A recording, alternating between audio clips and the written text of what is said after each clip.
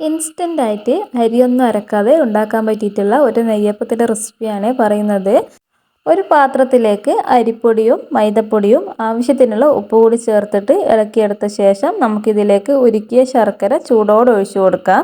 എന്നിട്ട് ഒന്ന് മിക്സ് ചെയ്തെടുത്ത ശേഷം നമുക്ക് മിക്സിയുടെ ജാറിലിട്ടിട്ട് ഒന്ന് അരച്ചെടുക്കണം.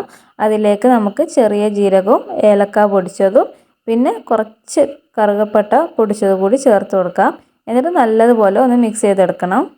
അരച്ചെടുത്ത മാവ് തിക്കാണെങ്കിൽ മാത്രം നമുക്കതിലേക്ക് കുറച്ച് വെള്ളം ഒഴിച്ച് കൊടുത്തിട്ട് ഒന്ന് ലൂസാക്കി എടുക്കാം. ഇതിലേക്ക് ഒരു 1/4 കപ്പ് റവ കൂടി ചേർത്ത് കൊടുത്തിട്ട് ഒന്ന് മിക്സ് ചെയ്തെടുക്കാം. തേങ്ങാക്കൊത്ത് കൂടി ചേർത്ത് കൊടുത്ത ശേഷം നമുക്കിത് ചുട്ടെടുക്കാം. അപ്പോൾ നല്ലതുപോലെ ചൂടായ എണ്ണയിലേക്ക് ഒരു തവി മാവ് ഒഴിച്ച് കൊടുക്കാം. എന്നിട്ട് ഫ്ലെയിം ഒന്ന് കുറച്ച് വെച്ചിട്ട് കുക്ക് ചെയ്തെടുക്കാം. അതേപോലെ തന്നെ ഒന്ന് മറിച്ചിട്ട് കൊടുത്തിട്ട് വീണ്ടും ഒന്നിട്ട് ലോ ഫ്ലെയിമിൽ തന്നെ കുക്ക് ചെയ്തെടുക്കാം. അപ്പോൾ ഇതൊരു സിമ്പിളായിട്ടുള്ള ഒരു നെയ്യപ്പത്തിൻ്റെ റെസിപ്പിയാണ്. എല്ലാവർക്കും ചെയ്ത് നോക്കാവുന്ന ഒരു സിമ്പിളായിട്ടുള്ള റെസിപ്പിയാണ്.